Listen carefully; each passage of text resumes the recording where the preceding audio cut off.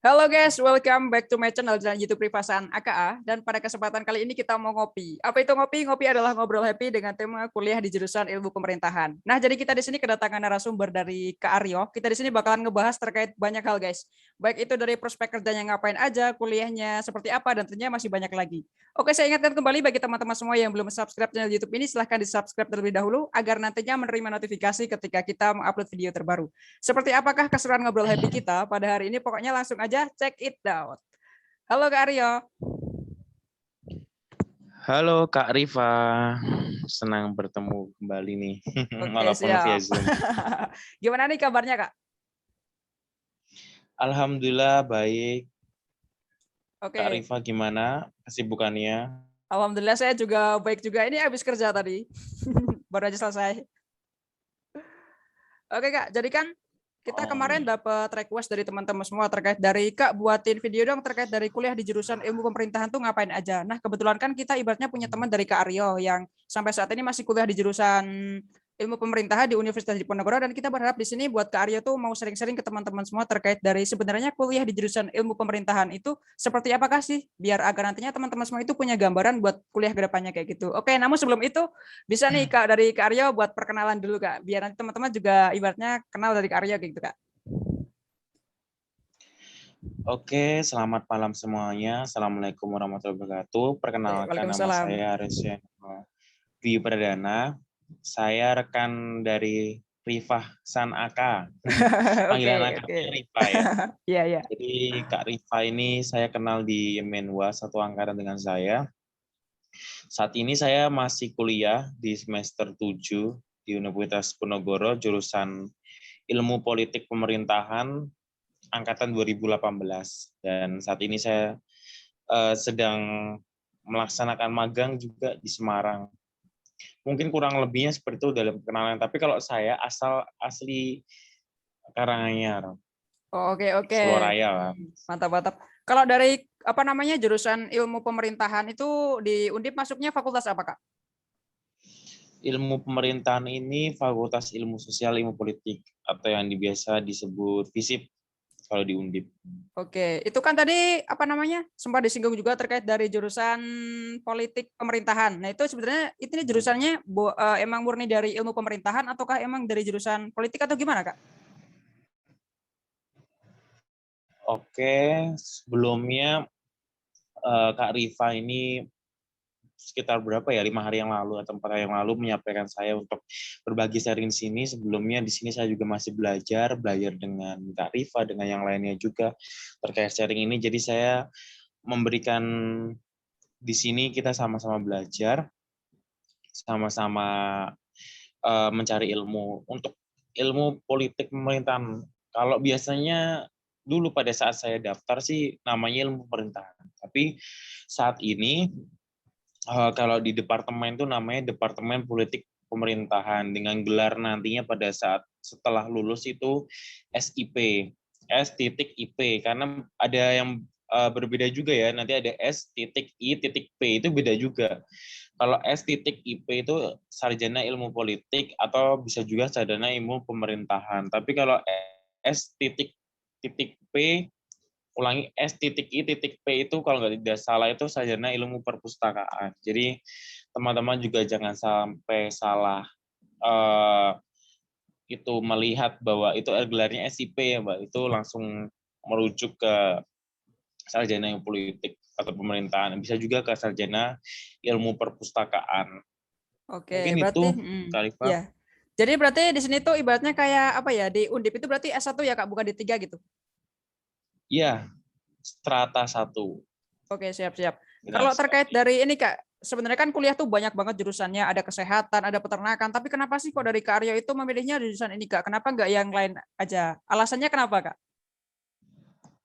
Alasan saya dulu masuk ilmu pemerintahan menurut saya karena saya senang sama politik juga, pemerintahan juga dalam artian implementasi. Tapi saya bukan orang yang mahasiswa itu yang pintar teori, menghafal teori-teori politik. Saya kalau bisa dikatakan di dunia game tuh noob gitu. Jadi Tapi saya suka kadang bagaimana menciptakan kebijakan publik. Kita sebagai pemuda itu diarahkan bagaimana menciptakan satu sikap kritis, organisatoris, itu sebenarnya masuk ke dalam jurusan ilmu politik dan pemerintahan, karena di situ sangat relate sekali ketika nanti membahas organisasi, itu kaitannya sama ilmu pemerintahan, karena kalau di pemerintahan itu barat suatu organisasi, organisasi sektor publik, merasakan suatu adanya kecocokan, adanya ketertarikan untuk belajar mengenai ilmu-ilmu kebijakan publik seperti itu, dan saya akhirnya mengambil jurusan ini. Oh Mungkin gitu, itu oke. kalau dari alasan saya. Kalau itu apa namanya di Undip itu jurusan ilmu pemerintahan itu masuk sosum atau masuk saintek, Kak? Untuk di Undip masuk Sosum. Jadi saya dulu SBMPTN masuk melalui jurusan ilmu pemerintahan ini, saya mendaftar melalui program Sosum seperti Oh itu. gitu. Oke. Dulu berarti waktu SMA-nya ini SMA dari IPA atau IPS, Kak? Ya, ini kadang juga banyak ya yang seperti Ya, saya. yang nanya Jadi benar. jadi saya termasuk alumnus IPA di SMA, tapi yang hitungannya berbalik arah masuk ke jurusan sosum. Dikarenakan saya merasa dunia saya bukan di Saintek pada saat itu. Saya pikir saya tidak mau mengambil suatu resiko yang tinggi ke depannya, jadi saya mengambil langkah untuk sepertinya sosum deh yang menjadi kan saya ke depan ini, kayak passion saya tuh di situ gitu. Walaupun kita nggak tahu ya passion kita di mana ke depan, tapi pasti kan udah dilihat. Saya sering mempelajari apa ya, semacam nilai-nilai sosial di lingkungan masyarakat, kemudian ajaran-ajaran sosial, dan saya sangat tertarik dengan hal itu, dan menurut saya itu relate sekali dengan jurusan yang ada di FISIP gitu. Salah satu contohnya yaitu ilmu politik pemerintahan. Kenapa saya milih ilmu politik pemerintahan? Karena saya sebenarnya lebih suka sosiologi, tapi Mm-mm. di Undip kan nggak ada sosiologi, dan Iya yang benar-benar. sangat relate dengan sosiologi di FISIP itu ya ilmu politik pemerintahan. Karena dulunya juga sarjana sosiologi sebelum berubah menjadi ilmu politik pemerintahan. Kurang lebihnya sih gitu. Jadi ESOS dulu gelarnya. Oke. Tapi sekarang Ya. Mm-mm. Jadi kan ibaratnya kalau teman-teman semua yang mungkin sekarang jurusan IPA itu kan ibaratnya nggak menutup kemungkinan bisa masuk ke dari ilmu pemerintahan ya Kak ya. Soalnya kan emang ibaratnya ketika kita mau SNPTN itu kan pasti menggunakan rapot. Tetapi kalau kita misalnya menggunakan apa namanya ujian itu kan walaupun kita IPA tetapi kita bisa masuk ke sosum gitu ya Kak ya. Jadi nggak menutup kemungkinan ya, kalau kita bisa masuk ke jurusan ilmu pemerintahan walaupun kita IPA kayak gitu ya. iya, Oke. kemungkinan. Mm-mm. Karena dulu saya juga baru mempelajari untuk persiapan SBMPTN itu mendekati sekitar sambil 1 bulan. Saya belajar sosiologi, saya belajar geografi, saya belajar ekonomi untuk persiapan SBMPTN. Tapi yang dari mata pelajaran itu saya merasakan bahwa wah, sosiologi itu seru ya gitu. Dan Mm-mm, saya gitu. mikir itu relate dengan jurusan yang ada di FISIP Oke, gitu. oke. Mm. Kalau Jadi terkait jangan sampai takut untuk um, apa ya, misalnya saya anak IPA nih, terus saya mau ngambil jurusan IPS, bisa nggak ya, keterima nggak ya? Jangan takut, karena yang misal kalian udah punya passion, kalian udah punya keinginan, ya lakukan aja, pasti bisa. Oke, yang penting ibaratnya di sini kita itu tetap apa ya? Ibaratnya percaya diri bahwa kita itu bisa yakin masuk ke situ ya, Kak ya. Kalau terkait dari prospek kerjanya, ketika kita kuliah di ilmu pemerintahan itu gimana Kak buat kedepannya? Biar nanti teman-teman semua ibaratnya kalau mau kuliah di sini itu punya gambaran. Oh, ternyata kerja saya itu besok itu kayak gini gitu, Kak. Mungkin bisa dijelasin sedikit? Prospek kerja dari ilmu politik pemerintahan sebenarnya sangat luas ya, karena ketika kita tahu bahwa lulusan ilmu politik pemerintahan ini bisa ditempatkan dalam bidang apapun, baik itu di birokrasi atau baik itu di bagian organisasi non pemerintah atau yang kita biasa sebut sebagai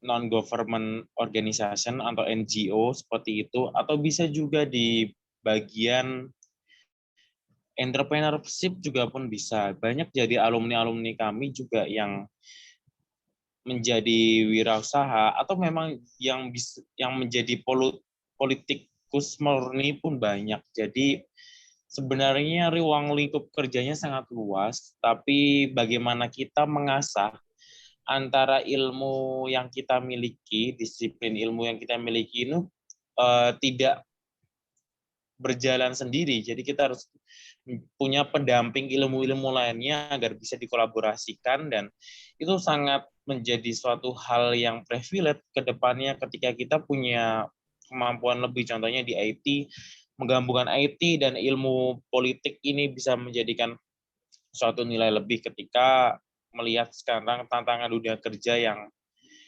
arahnya istri.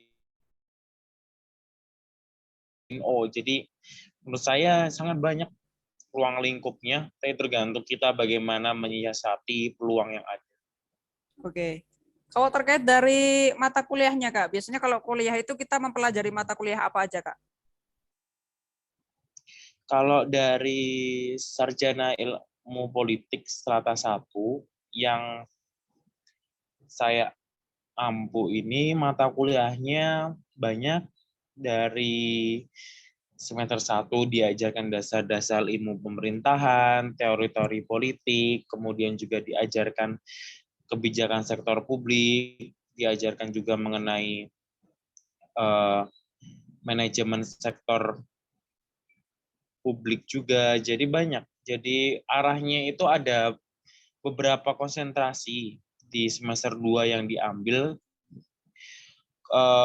Kebetulan saya ngambil konsentrasinya mengarah ke tata kelola, jadi lebih ke birokrasi pemerintahan.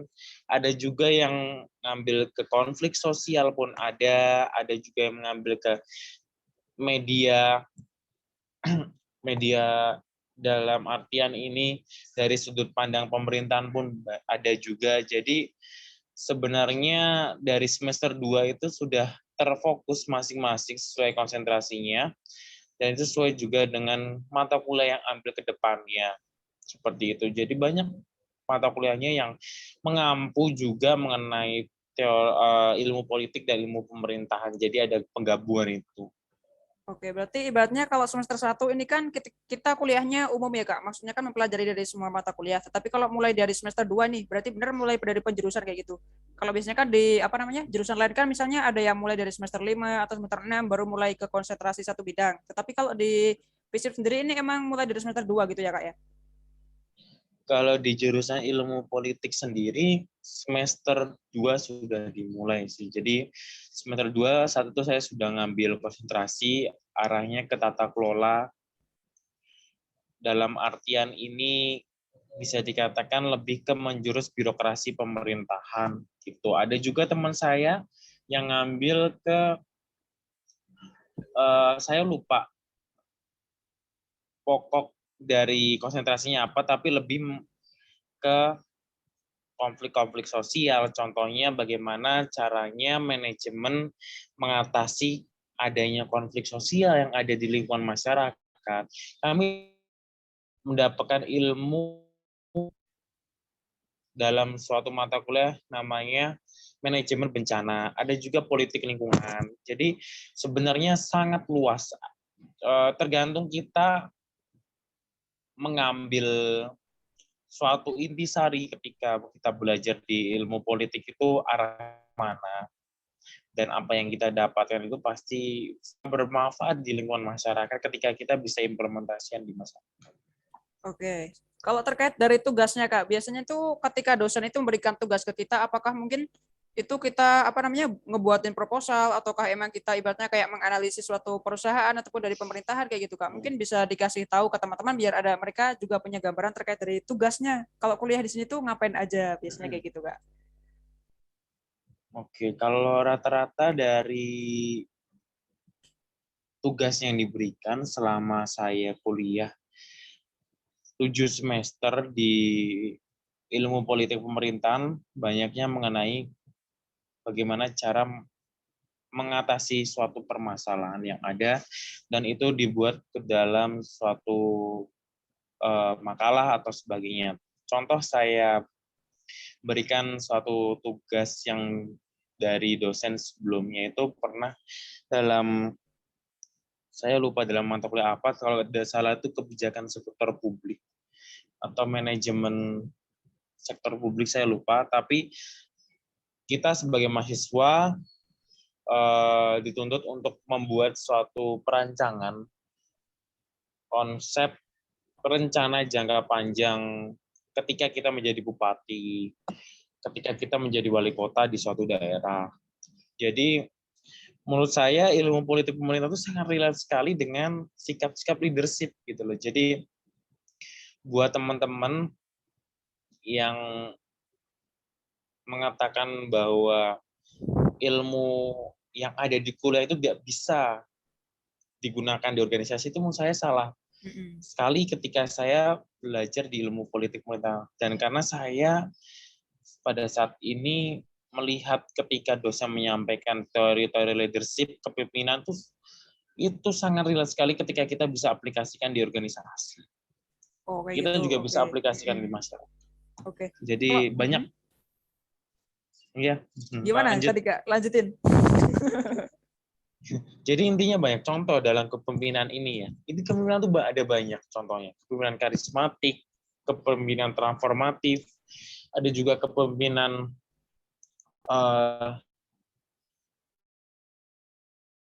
di masyarakat. Contoh kepemimpinan karismatik, kita melihat background Soekarno yang memiliki semacam karisma di masyarakat.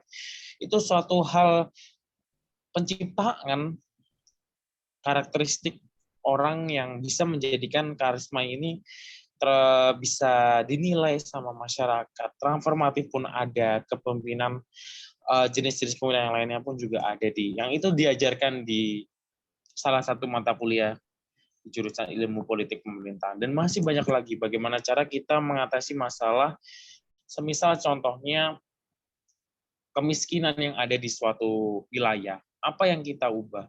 Apa yang kita menjadikan solusinya? Saya pernah dulu mendapatkan mata kuliah, kalau tidak salah semester 6, itu pemerintah desa. Nah, di situ kita diajarkan bagaimana mengembangkan suatu desa, regulasi undang-undang desa, kemudian bagaimana kita menjadikan background kepala desa ini bisa menjadi suatu panutan bagi masyarakat, banyak. Jadi menurut saya jangan sampai menilai dalam satu sudut pandang aja, oh ilmu politik kotor gitu ya, tapi kita bisa mengambil nilai-nilai positif lainnya yang bisa menjadikan diri kita lebih bermanfaat lagi di masyarakat. Oke, oke. Berarti emang di situ ibaratnya ketika kita kuliah di jurusan ilmu pemerintahan itu banyak banget ya Kak yang dipelajari. Kalau terkait dari ketika kita kuliah di sini kan emang outputnya ibaratnya kayak kita terjun ke pemerintahan kayak gitu. Nah di sini tuh ada nggak sih kalau misalnya kayak pendidikan karakter buat kita gitu Kak? Misalnya di kuliahnya diajarin kayak pendidikan karakter apa atau apa kayak gitu Kak? Ada nggak tuh? Ada dalam ilmu politik pemerintahan, jurusan ilmu politik pemerintahan, ada salah satu mata kuliah namanya etika kepemimpinan. Nah, di sini juga diajarkan bagaimana seorang pemimpin itu memiliki etika yang seharusnya dilakukan. Etika kepemimpinan, etika seorang ASN itu harus dijadikan suatu pegangan ke depan agar kita tahu batasan-batasan ketika nanti misal kita sudah bekerja di aparatur sipil negara, atau kita menjadi kepala daerah, atau menjadi anggota DPRD yang lainnya. Jadi jangan sampai ketika kita menjadi abdi negara, itu kita malah tidak bisa mencontohkan yang baik di lingkungan masyarakat. Berarti kita tidak memiliki semacam panutan, karena kita harus mencontoh kepada masyarakat ketika kita menjadi semacam orang yang apa ya, bisa dikatakan tokoh ya, tokoh masyarakat di suatu wilayah tersebut gitu. Karena kaitannya sangat relate sekali sih dari etika seorang ASN, mungkin anggota DPR dan lainnya, kemudian dengan birokrasi pemerintahan. Ada semacam itunya sih, Kak, SOP-nya, ada aturannya tuh ada. Bagaimana seorang ASN, etikanya seperti apa. Oke. Kalau sekarang terkait dari apa namanya Kak Aryo kan sekarang lagi magang nih Kak. Nah, terus itu magang di mana? Kemudian manfaatnya itu apa sih kalau kita magang kayak gitu Kak? Oke, sekarang saya lagi magang di salah satu instansi eh, di pemerintah kota Semarang yang berfokus terhadap pelaksanaan kegiatan pemilu, yaitu di KPU Kota Semarang, yang saat ini saya dapatkan dan saya bisa sharing ke teman-teman, yaitu ketika kita magang tergantung diri kita sebenarnya. Kita bisa dapat gabutnya doang, bisa. Gabut Kita aja. bisa dapat ilmunya banyak juga bisa. Jadi tergantung diri kita, bagaimana kita sih yang mau melangkah ke depan gitu loh. Kalau kita mau dapat gabutnya doang, bisa kita datang cuma diem aja. Gak usah minta kerjaan, gak usah deketin sama orang-orang kantor, gak usah semacam mencari suatu apa ya, semacam kemampuan tambahan di sana. Tapi kalau misal kita ingin belajar ya, niatkan benar-benar belajar dan ilmunya itu pasti bisa berguna ke depan. Jadi ketika kita sudah menentukan suatu pilihan, ya lakukan yang terbaik. Karena dari keputusan tersebut menjadikan suatu semacam apa ya, tanggung jawab untuk kita bisa melaksanakan apa yang kita putuskan tersebut. Oke, kalau terkait dari skill yang harus dimiliki dari seorang anak ilmu pemerintahan itu apa Kak? Mungkin kayak ketepatan atau ketelitian atau kecepatan dan lain-lain gitu Kak. Sebenarnya satu sih kalau saya. Mau apapun itu bisa dipelajari dan bisa ditingkatkan karena kita bisa upgrade diri. Tapi satu yang sebenarnya harus dimiliki orang ilmu politik sama orang ilmu pemerintahan. Jujur deh, itu aja sih. Oh gitu. Jujur. Karena kalau semisal udah jujur, dia mau berbangsa untuk berguna kepada bangsa negara gitu, bisa bermanfaat. Tapi kalau saya pikir disiplin, terus cerdas dan sebagainya itu bisa di-upgrade ya, bisa bisa apa ya, berjalan sesuai dengan kemampuan kita ke depan mengupgrade diri. Tapi kalau menurut saya, kalau jujur itu satu apa ya, pegangan diri. Kalau kita dari awal juga jujur, misalnya kita udah jadi anggota DPRD, anggota legislatif, atau bahkan kepala daerah, yang seperti apa yang terlihat di hadapan media sekarang, ketangkap KPK dan sebagainya. Oke, oke. Kalau terkait dari anak ilmu pemerintahan itu harus ibaratnya kayak jago public speaking nggak Kak?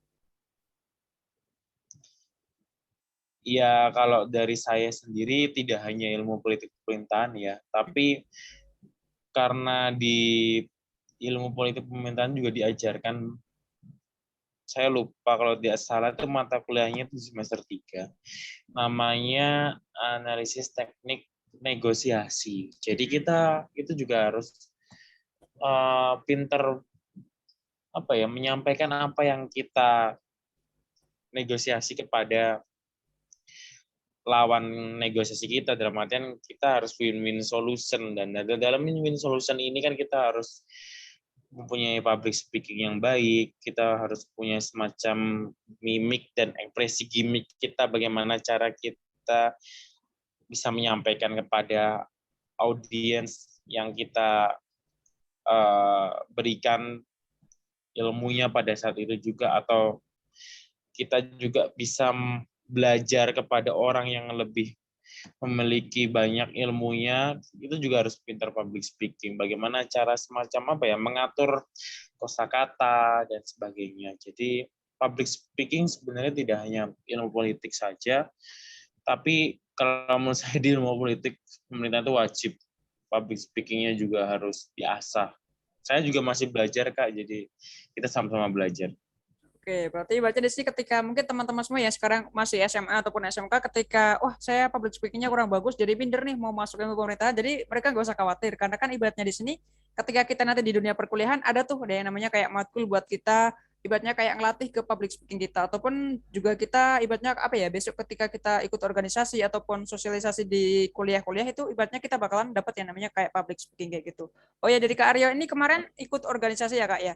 Itu gimana sih Hmm. cara bagi waktunya dari Kak Aryo antara kuliah, tugas, dan juga organisasi kayak gitu, Kak? Kalau dikatakan sulit ya sulit, mudah-mudah. Sebenarnya kembali lagi sih ke diri kita. Jadi saya orang yang masih belajar dalam manajemen waktu, tapi saya berusaha agar semuanya bisa seimbang. Dalam artian kalau waktu seimbang saya enggak, karena saya lebih banyak di Semarang sekarang. Tapi saya punya beberapa program bersama masyarakat desa juga, sama teman-teman desa juga untuk bangun desa di di desa saya. Mm-hmm. Itu juga salah satu komunitas yang sedang saya fokuskan juga di desa saya untuk bagaimana caranya desa itu bisa maju, desa itu bisa membangun ekonomi mandiri karena kita punya dana desa, karena kita punya BUMDes dan sebagainya. Kemudian saya di Semarang juga banyak kegiatan di UKM di kampus juga, kemudian di akademik juga ada kegiatan magang dan skripsi juga jangan lupa. Oke, oke, oke, Dan skripsi ya.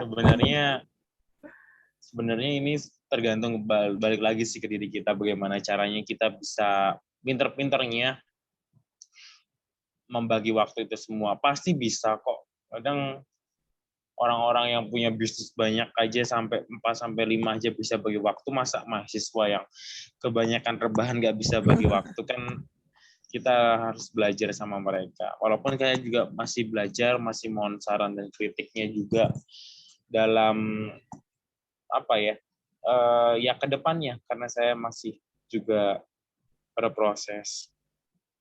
Oke, mantap. Kalau sekarang ini Kak, pertanyaan terakhir, pesan buat teman-teman semua yang besoknya tuh pengen kuliah di jurusan ilmu pemerintahan apa Kak? Ini saya punya satu buku, Mm-hmm. ini relate sekali sama teman-teman, bisa dibaca teman-teman, yaitu jangan berhenti berharap.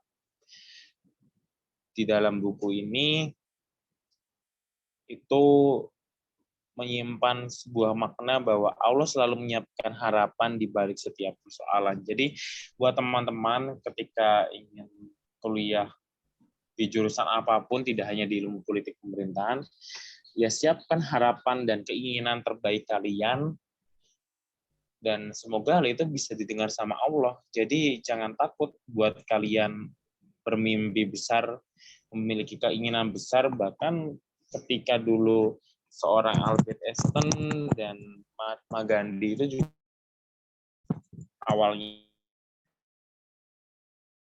belajar banyak dengan tokoh-tokoh yang dia punya semacam semangat spirit ke depannya.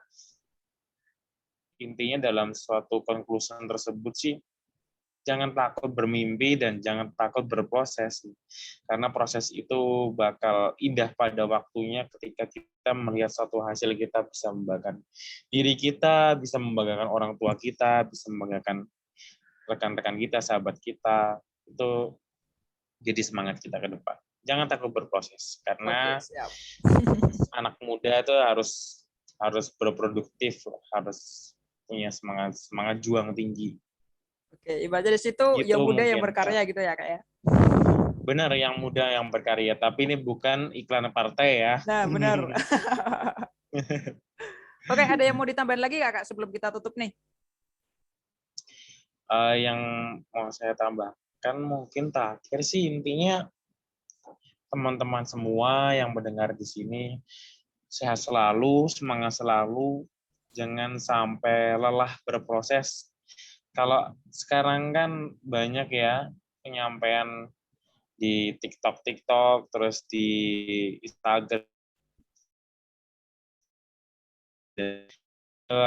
Biarkan kalimat motivasi tersebut ada di TikTok, ada di Instagram, tapi kalian punya kalimat motivasi di diri kalian sendiri. Contohnya, saya yakin, saya bisa. Atau apapun yang ketika kalian jatuh, kalian bisa bangkit dalam pegangan di motivasi diri kalian sendiri. Sugesti diri kalian pasti bisa kok. Semua tidak ada yang tidak mungkin kalau di agama Islam ya.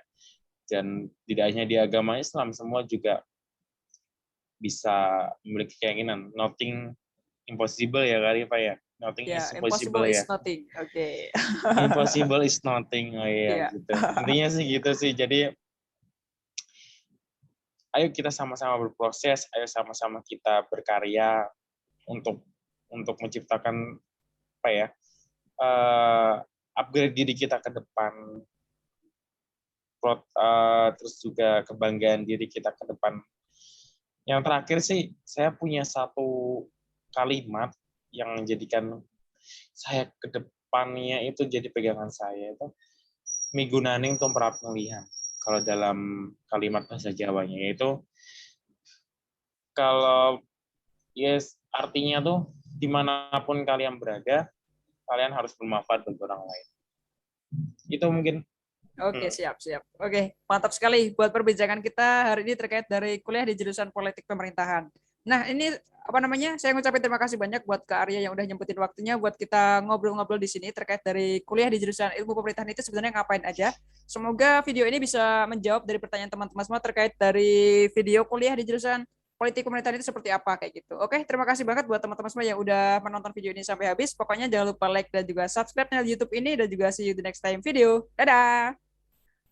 Dadah Kak, Assalamualaikum warahmatullahi wabarakatuh. Waalaikumsalam.